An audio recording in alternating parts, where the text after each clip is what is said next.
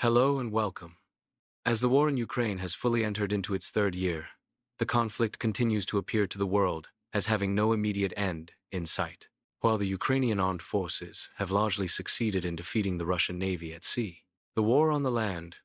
appears to be slowly and painfully shifting against the government in Kyiv,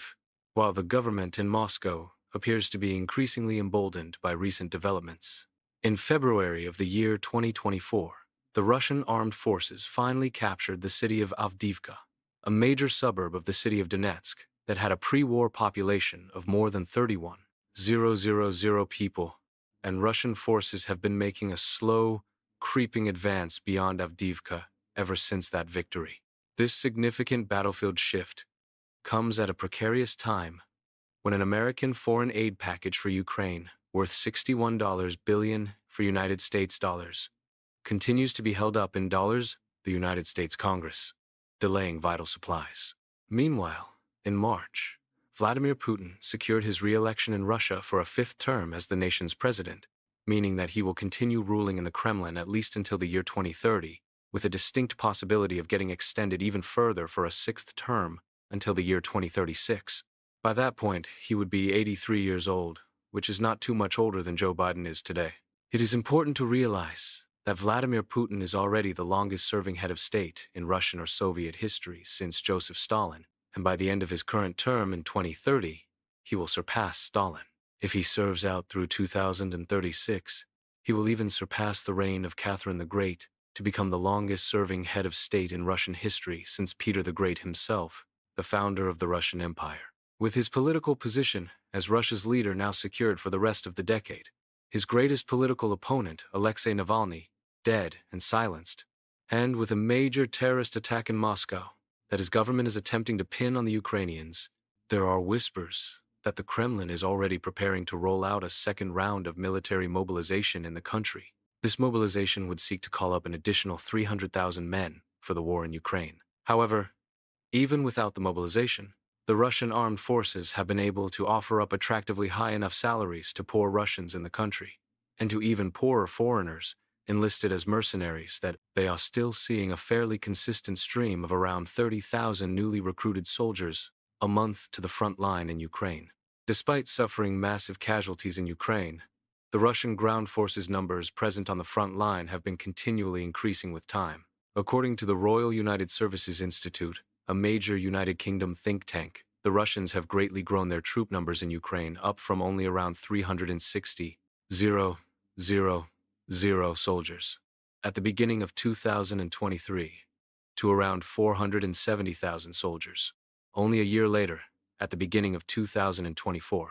Vladimir Putin himself has openly stated earlier this year that his plan is to raise the Russian troop levels in Ukraine up to approximately 600,000 strong, which will be more troops in Ukraine than the United States had present in Vietnam during the peak of the war in April of 1969. In addition to raising its manpower for the war, Russia has also radically transformed its entire economy into a wartime economy, relentlessly refocusing most of its entire economic output on the war effort. Now, for the first time in its modern history, Russia's new updated military budget for 2024 has soared upwards to a whopping 7.1% of the nation's total gross domestic product, coming out to roughly 12.8 trillion Russian rubles, or approximately 140 billion United States dollars in nominal terms. This places military spending at roughly 35% of the entire Russian government's budget now. And this massive new annual military spending has been signed into Russian law to last at least through 2024,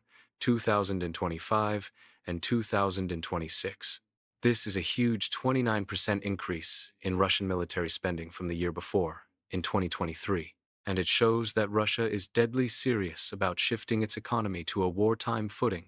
and pursuing all of its military objectives in Ukraine to the bitter end. In purely nominal terms, the Russians are now spending nearly as much on their military as Germany, France, and Italy all are combined. However, adjusted to purchasing power parity terms, the gap between Russian and European military spending is vastly closer together this year, with the Russians spending approximately $72.08 billion United States dollars on theirs, placing Russian and European North Atlantic Treaty Organization defense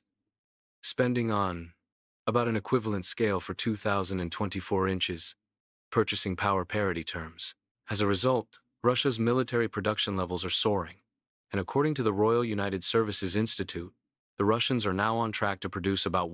500 tanks for their army this year alone, which is about half of the total number they are estimated to have lost in Ukraine since the invasion began. This is more tanks than are within the armed forces of the United Kingdom, France, Germany, Italy, Spain, Portugal, the Netherlands, Denmark, Norway, and Sweden, all combined. According to the Estonian Ministry of Defense, Russia is currently projected to produce roughly 2 million rounds of artillery in 2024 alone, and is also producing about 100 long-range missiles every month. On the 11th of March, Cable News Network reported that the Russians were on track to produce 3 times more artillery munitions in 2024 than the United States and European North Atlantic Treaty Organization allies combined. In addition to rapidly ramping up their own domestic production of munitions, the Russians are believed to have imported millions of additional rounds of artillery from North Korea and thousands of explosive kamikaze drones from Iran, with hundreds more being produced every month. This is how, according to the Estonian military intelligence, the Russians have begun to outfire the Ukrainians in artillery along the front line by a ratio of 7-1. Ukraine is currently struggling with acute shortages of both ammunition and manpower, a fact represented by the average age of the Ukrainian soldier on the front line being 43 years old right now. Historically, the Ukrainian government has only drafted men for the war between the ages of 27 at a minimum and 60 at the oldest, in an attempt to conserve their smaller, younger generation as much as possible, for the sake of the country's future and economy. But as a result, Ukraine's draftable manpower pool has been made artificially smaller by effectively exempting men between 18 and 26 from conscription. According to the Associated Press, there are only around 300,000 heavily experienced but tired Ukrainian soldiers currently manning the front lines up against potentially twice as many Russian soldiers who have significantly more ammunition available to fire. In order to prepare for a widely expected renewed Russian offensive on the front lines in the summer, the Ukrainians recently amended their conscription law to lower the draft age for men from 27 down to 25, which will hypothetically open up a pool of an additional 400,000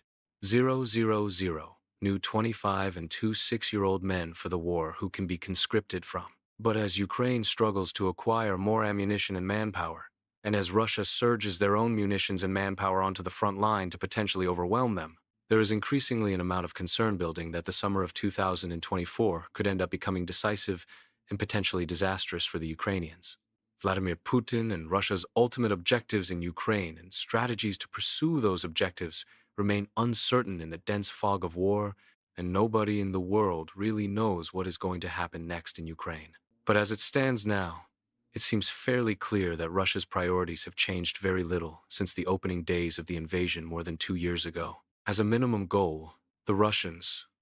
will almost certainly seek to expand their territorial control in Ukraine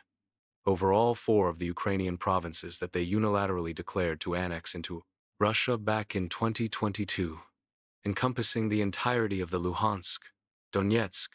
Zaporizhia, and Kherson provinces. Vladimir Putin signed into Russian law, recognizing all of these provinces as core integral territories of the Russian Federation, meaning that, according to Russian law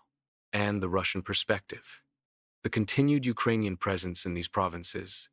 is perversely viewed as a hostile occupation of Russia. Consequently, the Russians will continue to try and drive them out as much as possible and force the Ukrainians into recognizing their total loss. In addition to demanding that the Ukrainians recognize the cession of these 4 provinces, the Russians will also want Ukraine to accept the previous loss of Crimea and Sevastopol as well. It also even further appears that Russia will likely try and demand through military force or threats the additional annexations of the Ukrainian cities of Kharkiv and Odessa. Russian missile and drone attacks on both have sharply escalated in 2024, while Vladimir Putin himself has frequently claimed each to be supposedly rightfully Russian cities and labeled them both as priority war aims. As of the most recent 2001 census in Ukraine, both those cities had majority of Russian-speaking populations and significant ethnic Russian minorities that Vladimir Putin's Russia now appears bent on directly incorporating. It therefore follows that in order to secure control over Kharkiv and Odessa, Ukraine's second and third largest cities no less, the Russians will probably also try and demand the further annexations of the Kharkiv, Mykolaiv, and Odessa provinces as a condition for peace as well. All of them will probably see increased Russian military assaults eventually, and it also stands to reason that if Russian advances on the battlefield are particularly successful, they will also likely attempt to demand the annexation of parts or all of the Dnipropetrovsk province as well. This is the final province of eastern Ukraine that has a large Russian-speaking and ethnic Russian minority that Vladimir Putin would likely attempt to claim as being supposedly, rightfully Russian territory. Assuming that Vladimir Putin is successful in his apparently maximalist objective of directly conquering, occupying, and annexing the eastern half of Ukraine with large Russian-speaking minorities, Russia's likely demands for whatever remains of the landlocked Ukrainian rump state will be no less neutering. The Wall Street Journal recently released an analysis of a 2022 proposed peace agreement that the Russians came up to enforce on Ukraine 2 years earlier that went nowhere, but its main points will likely still come up in the future if Russia manages to force a peace on its own terms. They will likely demand now, as they did 2 years ago, that whatever remains of Ukraine will be a permanently neutral state when it comes to military alliances, meaning that it will never be allowed to join the North Atlantic Treaty Organization. The current administration of Volodymyr Zelensky would almost certainly be removed, and all new governments in Kyiv would have to be expressly approved by the Kremlin, essentially turning the remnant of Ukraine into another Belarus-style puppet or client state, highly dependent on Moscow for support. The original 2022 Russian proposed peace offer would cap Ukraine's post-war numbers of troops to only 85,000, while further limiting their tanks to just 342 and their artillery pieces to just 519, while outright banning Ukraine from importing any foreign-made weapons from abroad. The only notable concession that Russia has appeared willing to give the remnant of post-war Ukraine is allowing them to join the European Union, but never ever the North Atlantic Treaty Organization. With their massive new military budget approved through 2026, the economy shifted to wartime, and a potential new round of mobilization coming, it appears that the Kremlin is setting a target date for victory in this war, with most, or all, of these objectives accomplished in Ukraine by the end of 2026, in about 2.5 years from now. Over these next 2.5 years, the Russians will continue trying to grind the Ukrainians down in a brutal,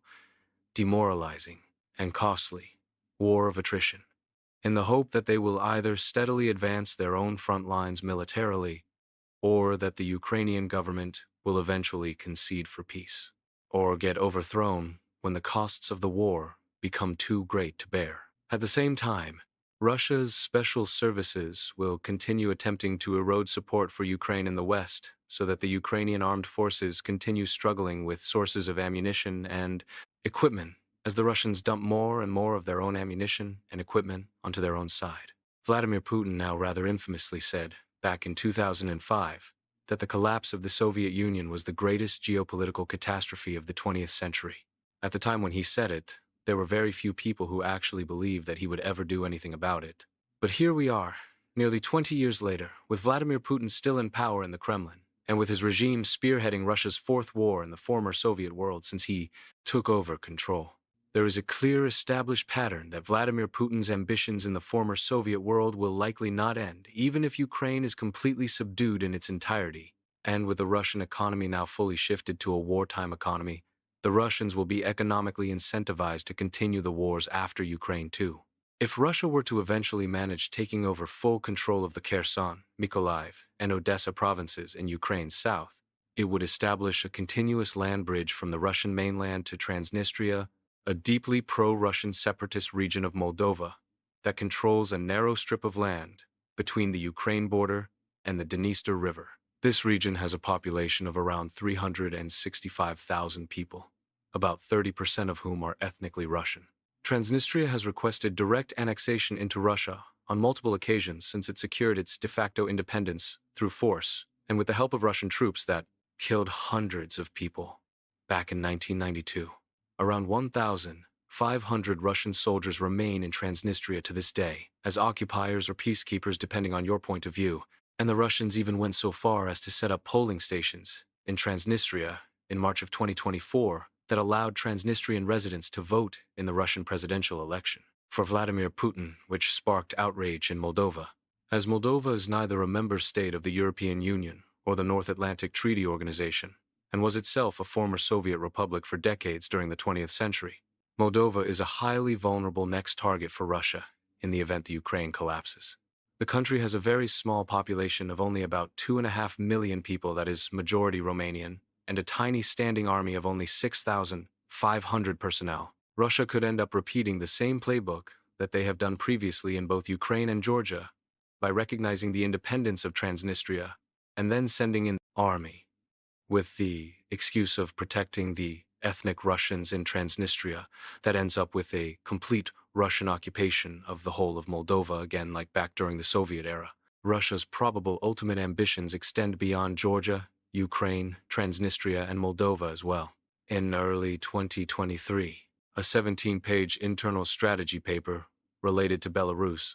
allegedly produced by Vladimir Putin's presidential administration, was leaked by an international team of journalists. The paper details Russia's various strategies to essentially absorb and fully integrate Belarus into a so-called Union State of Russia,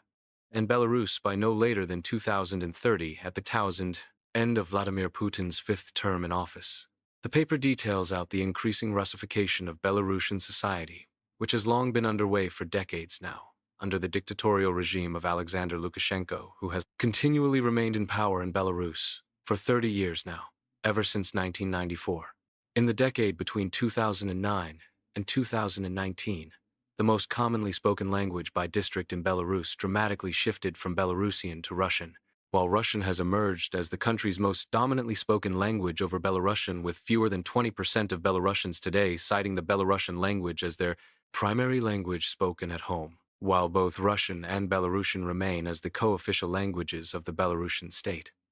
About 95% of the Belarusian government operates in Russian today, while the Belarusian language is almost totally absent in the state's education and media. Since the Russians helped to crush anti-regime protests that erupted in Belarus in 2020, Lukashenko's regime there has found itself heavily isolated and increasingly dependent on Russia for its very survival. Belarus already effectively functions as a Kremlin satellite state with Russian military bases on their territory, and since 2022, they have allowed the Russians to move their troops through the country to attack Ukraine from the north, and they have allowed the Russians to station tactical nuclear weapons in their territory as well. As of early 2024, the Russians are believed to have massed around 40,000 of their own troops in Belarus with an unclear purpose. If Russia is successful with effectively annexing Belarus by 2030, like the paper leaked in 2023 suggests they are trying for, then the Russians will effectively incorporate the entire Belarusian military and all of its equipment and munitions into their own. There is therefore a potential scenario emerging that by sometime later in the 2022s, the Russians will have occupied and directly annexed much of eastern Ukraine and turned the rest into a Quisling-style puppet state, occupied and effectively annexed Transnistria and potentially Moldova, and effectively absorbed Belarus. If this all comes to pass, then whatever remains of Ukraine will be almost encircled by Russian-controlled territory in Belarus and Moldova, and the amount of people directly under the control of the Kremlin will increase substantially more than what it is estimated to be today. Russia's population is presently estimated to be 144 million people without Crimea, and about 147 million people when including Crimea. If the Russians gain more of their desired territories in Ukraine, in addition to incorporating Moldova and Belarus, it is not inconceivable that Russia could emerge from this conflict in the later 2022s with a de facto population of between 160 and 170 million people under their control, which is not very different from the population of the Soviet Union at the beginning of World War II in January of 1940. If Russia emerges victorious in Ukraine by 2026, it will come out of it with by far the most battle-hardened and combat-experienced army in the 21st century world, with a significantly increased pool of manpower resources, better geographic positioning, and a wartime economy that may not wind back down afterwards. With Ukraine, Moldova, Belarus, Georgia, and Chechnya all potentially secured by this point, will Vladimir Putin's ambitions end, or will their victory and the failure of the West To stop them, encourage the Kremlin eyes to turn to the remaining lost fragments of the old Soviet Union and what they refer to as the Russian world. This includes the millions of ethnic Russians remaining in Central Asian states like Kazakhstan, Uzbekistan, Kyrgyzstan, and Turkmenistan, or more ominously, the roughly 900,000 ethnic Russians who continue to live in the three Baltic states of Estonia, Latvia, and Lithuania. All three of these Baltic states have a complicated and troubled history with their larger neighbor. All three emerged as independent republics after the collapse of the Russian Empire in 1917, but then 2 decades later in 1940 during the Second World War, the Soviet Union invaded and conquered all three of them as a part of the Molotov-Ribbentrop Pact signed with Nazi Germany. Each was then forcefully incorporated at gunpoint into becoming a Soviet republic, before the Nazis then invaded and conquered the region themselves the following year in 1941. The Germans then transformed the occupied Baltic states into their so-called Reichskommissariat Ostland before the Red Army's major counteroffensive 3 years later. In 1944 took them all back over again for the Soviets. The Soviets would then forcefully reincorporate the Baltic states back into Soviet republics and went on to continue occupying them for the next half a century until the collapse of the Soviet Union itself in 1991. During that half a century that the three Baltic states were occupied and controlled by the Soviet Union, they were effectively colonized and their demographics were severely altered. The period of Soviet rule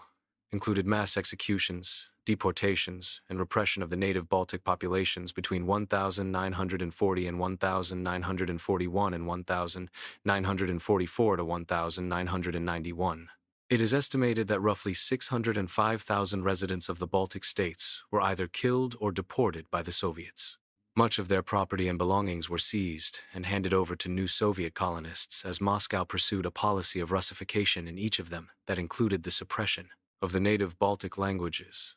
and the promotion of Russian in their place. The Estonian city of Narva in particular was almost completely destroyed by the fighting of the Second World War. And after it came under the reoccupation of the Soviets in 1944, Narva's original residents were all expelled and not allowed to return, while colonists from the rest of Soviet Russia were brought in and resettled to the city as it was rebuilt. As a result, today in 2024, Narva is an overwhelmingly Russian-speaking city in Estonia, and it is the third largest city in Estonia overall. Roughly 96% of the city's population are native Russian speakers, and a whopping 88% of the city's population are ethnically Russian too, and it is also, pretty much immediately, across the border from Russia. Even after their independence from the Soviets finally became a reality in 1991, they were all left over with very large Russian minority groups that lingered on afterwards. Estonia and Latvia have the largest remaining Russian communities today,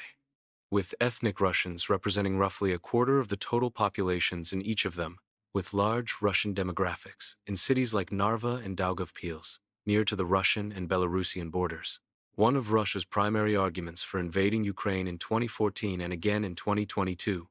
was based on the claim that the ethnic Russian minority in Ukraine was being supposedly persecuted by the Ukrainian government. And so it stands to reason that the same argument could be made at a later time for the large Russian minorities in Latvia and Estonia as well. Vladimir Putin himself warned as much in January of 2024 when he said during a meeting that Latvia's treatment of their ethnic Russian minority constituted a national security threat to Russia itself. There is therefore a building fear that in the not-too-distant future, if Ukraine falls, the Russians could come storming into the Baltic states next, as they did before in 1940. Unlike all of Vladimir Putin's invasion targets so far, though, all three of the Baltic states are members of both the North Atlantic Treaty Organization and the European Union, and so a Russian military attack on them could trigger a massive military retaliation from the rest of Europe and the United States. But there is also the chance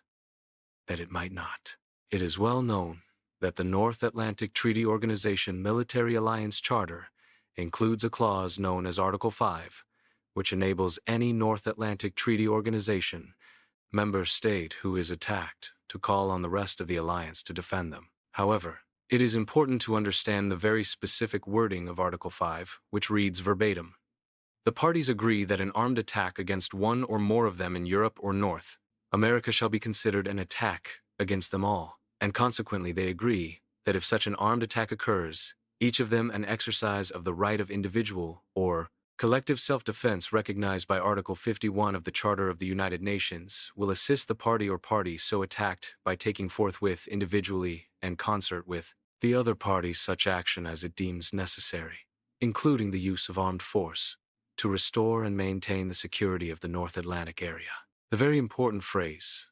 there being such action as it deems necessary, which means that, effectively, if one of the North Atlantic Treaty Organization states felt that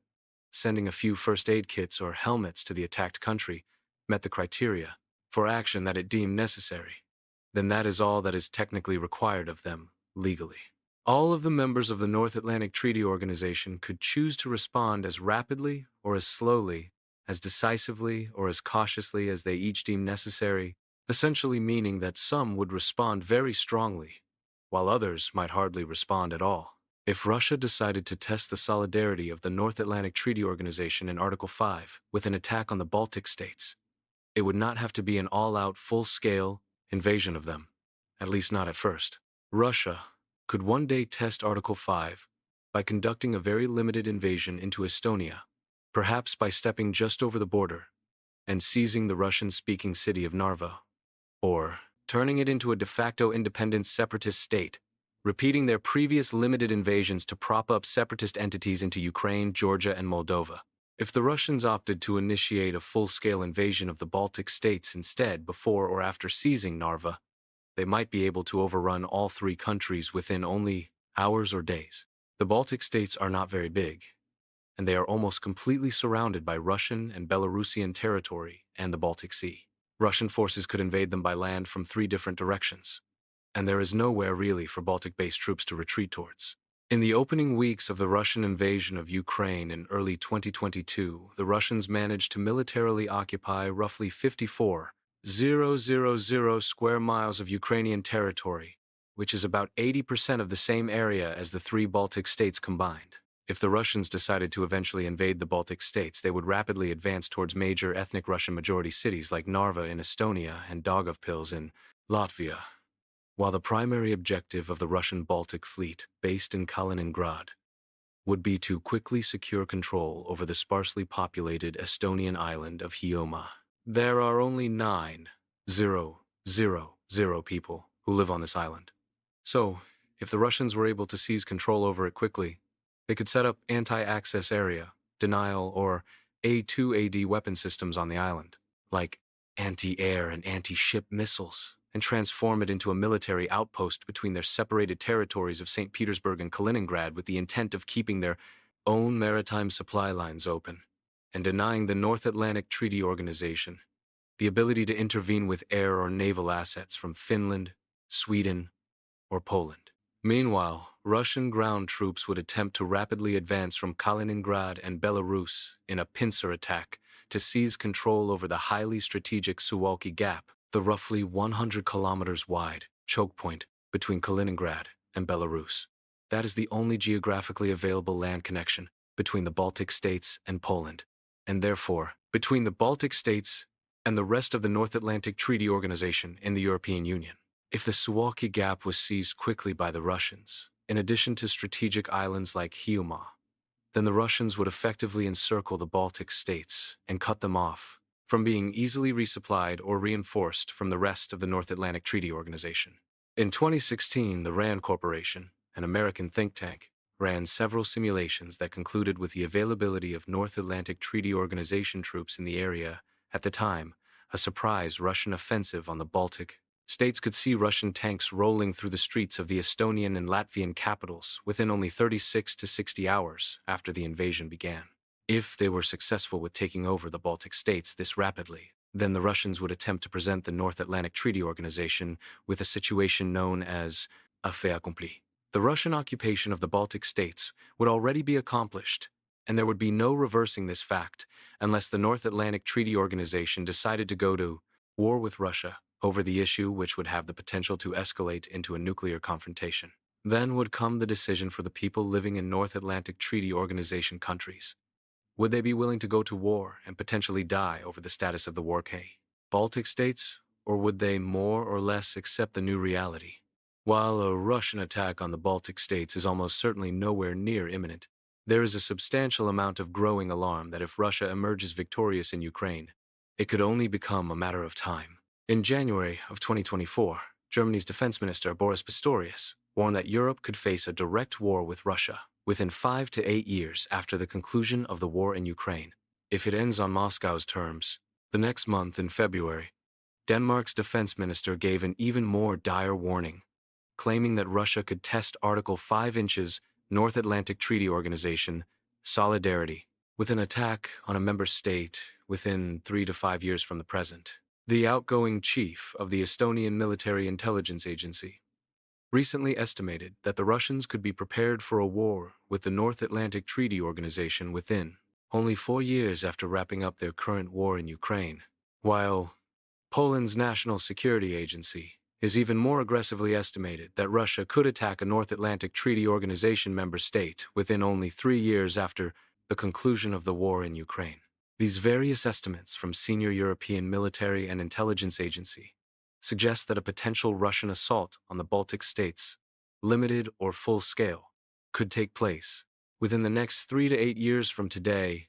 or, in other words, sometime between 2027 and 2032 during Vladimir Putin's current or next term in office. This is a timeline that roughly lines up with Russia's own apparent goals of wrapping up the war in Ukraine by 2026 and annexing Belarus by 2030, and which also roughly lines up with the expected window of opportunity that China will have to launch their own invasion of Taiwan, projected to be between 2027, when the People's Liberation Army completes its modernization reforms,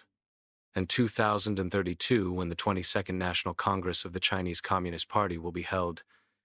and Xi Jinping will be approaching 80 years old. With these largely aligned timeline of opportunities, it is not inconceivable that if Russia emerges victorious in Ukraine, the Russians and Chinese could later choose to coordinate simultaneous invasions of the Baltic States and Taiwan to divide the North Atlantic Treaty Organization and the West's response, and give them each the best possible odds of success. Worst of all, from Europe's perspective, they may have to face this nightmare scenario of defending the sovereignty of the Baltic states without the help of America. Donald Trump could very well become re-elected as the next president of the United States in the upcoming election this November. Donald Trump has long been critical of the North Atlantic Treaty Organization as an organization and of America's continued membership in the alliance. He rattled European North Atlantic Treaty Organization members in February of 2024,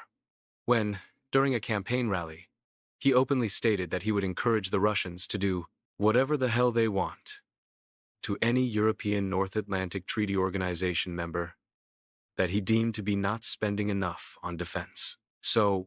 how is Europe preparing to deal with the prospect of a potential Russian invasion of the Baltic states in the future? The Baltics themselves are taking the threat extremely seriously,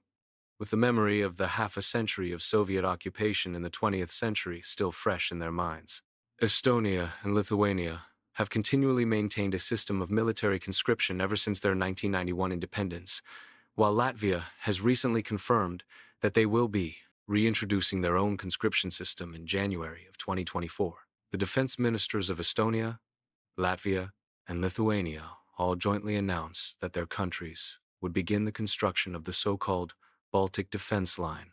across the entire length of their borders with Russia and Belarus. Estonia has already confirmed that they will build 600 fortified bunkers along the entire length of their border with Russia, while Latvia and Lithuania are expected to construct thousands of additional bunkers along the entire length of their own borders. The Baltic Defense Line is not meant to stop a Russian invasion dead in its tracks like the 21st century version of the Maginot Line. Instead, it is being designed to slow a potential Russian invasion of the Baltic states down just enough to buy enough time for the Western allies to hopefully arrive and stop them from getting overrun completely. Estonia, Latvia, and Lithuania have all pledged to increase their military spending to at least 3% of their gross domestic product, which is 50% higher than the theoretical minimum required by the North Atlantic Treaty Organization, while their neighbor Poland is spending even more aggressively. Poland has already upped their own defense spending to about 4% of their own gross domestic product, making Poland the highest military spender in all of the North Atlantic Treaty Organization based on percentage of gross domestic product. Poland's defense minister has openly stated that Warsaw's goal is to build out nothing less than the largest conventional ground force in Europe. They plan to double their military size to 300 personnel and are purchasing tens of billions of dollars worth of hardware and munitions from the United States and South Korea, including 350 M1 Abrams main battle tanks, 96 Apache helicopters, dozens of HIMARS rocket artillery systems, 700 K9 artillery pieces from South Korea, and another 1,000 South Korean Panther tanks. Poland will undoubtedly be determined to use this new military might to keep the Suwalki Gap choke point open at all costs in the event that the Russians end up invading the Baltic States, as it will be Poland's primary responsibility to funnel North Atlantic Treaty Organization or European Union reinforcements by land to the military front line. In order to avoid this grim scenario across the European continent in the later 2020 seconds and early 2030 seconds from resembling the 1930 seconds a century ago, the Europeans must do everything in their power today